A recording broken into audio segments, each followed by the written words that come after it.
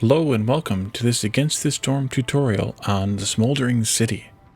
As I mentioned in the introductory tutorial, this series will be covering all aspects of the gameplay, all of the various features and mechanics of the game.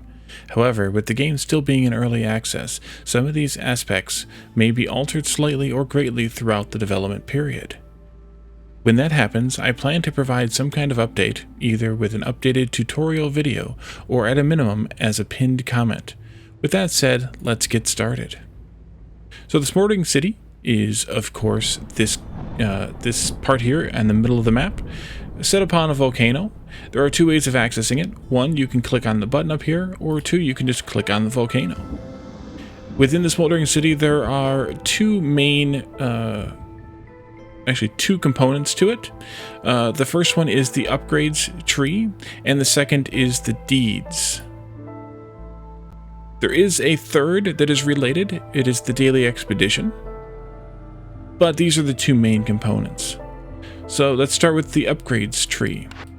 The upgrades tree is the part that you're sent to during the end of the tutorial, where you get to spend the 10 food stockpiles that you earned as part of the game, 10 or so food stockpiles. If you played through the tutorials or if you skip them, you still get at least 10 food stockpiles to be able to do this first step. So the first step is, of course, you unlock the first piece of the first building, which is the Obsidian Archive. Each one of these columns here is a different building, and each building has a key improvement and a secondary bonus. The key improvement or the key bonus for the Obsidian Archive is the Queen's Patience. This is where you gain a permanent 2% speed reduction at the rate at which the Queen's Impatience grows. You get that at every level of this building, all the way up, and you get also some sort of a secondary bonus. Another building here is the Monastery of the Vigilant Flame. It is unlocked once you reach level 2 in experience. You gain a little bit of experience for each town completed, depending on how difficult you set that town at. Once you unlock this, you start earning this permanent plus 2% to the burning duration for all types of fuel burned in the hearth. That is at every level, once again, and then each level contains some additional bonus item. In this case, it's these embark bonuses for stone and clay, which I did mention in the previous tutorial in this series about embarkation. The third building you get to here is the Pioneer's Gate. Its base improvement here, base bonus, is every villager in your settlement gets a +2 increase to their walking speed. The next level where you unlock you get all three of the four remaining ones. The first one is the Dim Square. This causes a 3% bonus to trader arrival speed, as well as individual bonuses for each thing here. The Brass Forge has a base stat of a permanent +2% to global production speed, and the First Dawn headquarters gives you the ability to gain a +1% to the chance for bonus production yields. And finally, at level 5, you get to unlock the Vanguard Spire. The base stat here is resource nodes get a permanent +1 to available charges. So for all of those buildings, this base stat is at every level. Now, each building has a different amount of levels. The Obsidian Archive goes to level 16. The Dim Square only goes to 8. The Brass Forge only goes to 8. The Pioneer's Gate only goes to 10. First Dawn headquarters goes to 8. And the Vanguard Spire goes to 8. And finally, the Monastery of the Vigilant Flame only goes to 8. So you can see that some things you will gain more percentage points in than others. There are a wide variety of additional bonuses on each level of the buildings. For example, this is a Cornerstone reroll. I would classify this as a boost. It gives you, an additional something you can get in the game. The cornerstones we will talk about in depth in another tutorial, but having the ability to re-roll them is very useful. But then at the next level of this, the next thing is 10% more Citadel resources when you finish a settlement. That's these. The Citadel resources are these 3 components here. So after taking this one, if the next town you were going to send out was going to give you 20, now you'd have 22. Simple, but it's useful, really useful, especially as you get to these higher levels where some of these things cost 100 or more food stockpiles. Embark bonuses are another common thing here. As you might have seen in the embarkation tutorial, there are a huge amount of embark bonuses you can unlock as part of this upgrades tree. Cornerstone pool increase. You can read all these. I'm not going to show them all. There are so many. Just to list off kind of in categories, there are embark points you can unlock, which we talked about in the embarkation. Also the bonuses, we just saw one, and embarkation range is available here in the upgrade tree. We have a variety of different boost items and discount items.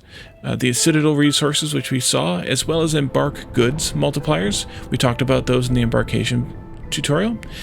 The trading expansion and some trading discounts, those are also available here. Storage increases in each production building. The carry ability for your characters, for your playable races, increases in this menu, and construction speed is also available to increase in this menu. There are cornerstone bonuses, as we've seen. There are order bonuses, similar to what we've seen for the cornerstone, and there are blueprint pool increases and rerolls available.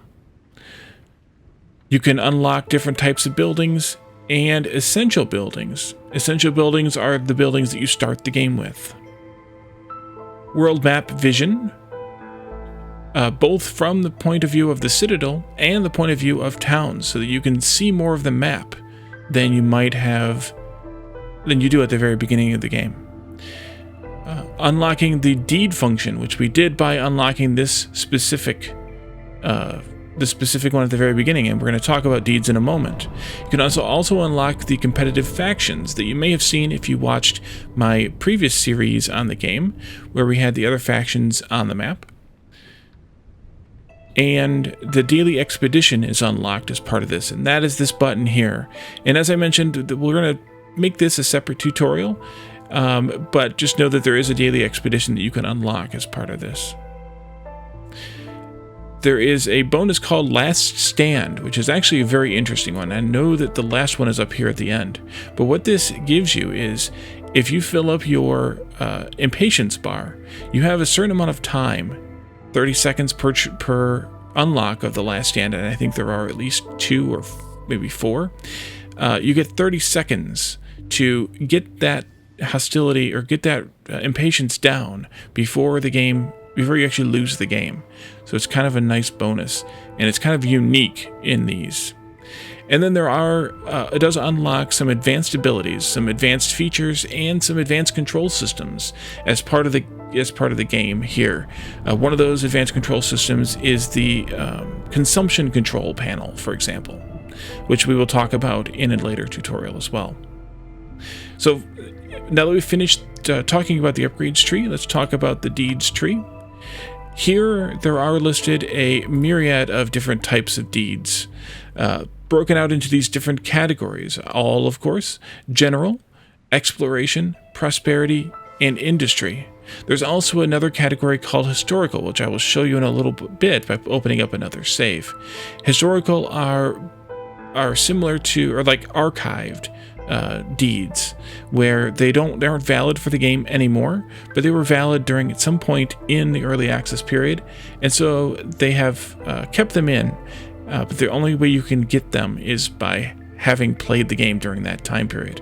There's also a stats panel here that shows you how many games you've started and lost, how many deeds you've completed, how many games you've won, what your win ratio is, and then how much time you've spent in settlements. 15 seconds in this case, because I skipped through the first 2, which is why I've lost both of them, the two tutorials, that is, for the save that I'm using as this as this here.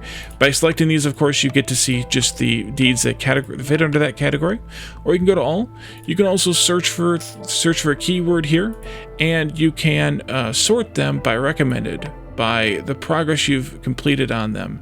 Alphabetical sort, of course. Tracked and achievement-based ones. Achievement-based ones are the ones that tie out to the Steam, Epic, and GOG Galaxy launchers to show you your achievements in those. Not all deeds give achievements, but all achievements come from deeds. There are a variety of rewards given here in the deeds. Most of them just give experience points. That's this symbol here. Most of them, I think, even just give 50 experience points, which isn't bad. The next biggest category is probably decorations, which are these here. You can see essential buildings, it's called, but also it's called comfort. That's one of the categories of decorations. We will talk about those in a later tutorial as well, on decorations and more specifically on hubs. You can also get cornerstones unlocked here.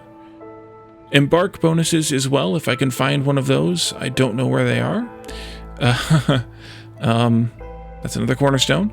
I don't have one exactly. And also you can unlock a few buildings here. That's an aesthetic one. This is a cornerstone. You can unlock traders here as well. I forgot about the traders.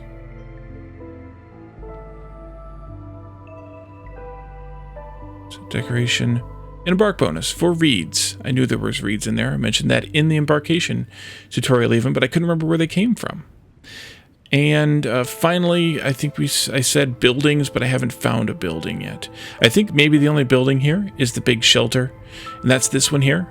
This has housing. It takes up 6 tiles on the ground and houses 6 people, whereas the default shelter takes up 4 tiles on the ground and houses 3 people. So this has a little bit more density, but I believe this costs planks to make, whereas the basic shelter only costs logs. So that's the extent of the deeds. I'm sure there will be plenty of people who will be maxing this out and unlocking every single deed. As I mentioned, there are also deeds for unlocking each prestige tier, up to 20 here, and the last one gives you an achievement. I mentioned the prestige tiers in the embarkation tutorial. So there are a wide variety of tutorial or deeds available to you if you would like to give a try at completing them all. Let's switch over to the other save, and I will show you the difference. I'll show you some of the historical deeds before we leave today. Welcome back. So here you can see there is an additional category called historic. And here there are no rewards shown because they don't give rewards. I probably got experience for them originally, but I don't know. You can see though here some of the things that are no longer able to be done in the game that we were able to do as part of some previous step in the in the game during the early access period. Also, you can see my stats here, my win ratio overall, and how much time I've spent in settlements on this save. I don't know if that's a full amount of time or not, though. It doesn't seem high enough. But it could be. Maybe they didn't start tracking these stats right away. At some point they added it or something. And here's the completed upgrades tree. It doesn't look any different except that everything is selected and all the level markers there are all gone, but everything is the same otherwise, and you have all 7 buildings as different columns there as well.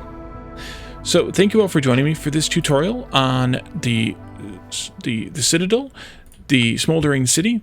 And you can also see here that each building appears as you unlock it on this little picture, which is kind of a nice thing. It shows a little bit of progress. I kind of wish that they would grow as you upgraded the levels, but the fact that they appear here as you unlock them is neat as well. So thank you for joining me for this tutorial. I hope this is interesting to you. I hope this is useful to you. If you have any questions or comments, let me know in the comments section or reach me on Discord. You can find the link to that in the description below. Stay tuned for more tutorials. We will be going through all aspects of the game, as I mentioned at the beginning. Also, take a look at the simultaneously running Let's Play series on the game, where I go through some of these things in a more practical setting as part of playing the game, but not in depth and not focused like they are here in the tutorial. So thank you all for joining me, and I will see you in the next one. Bye for now.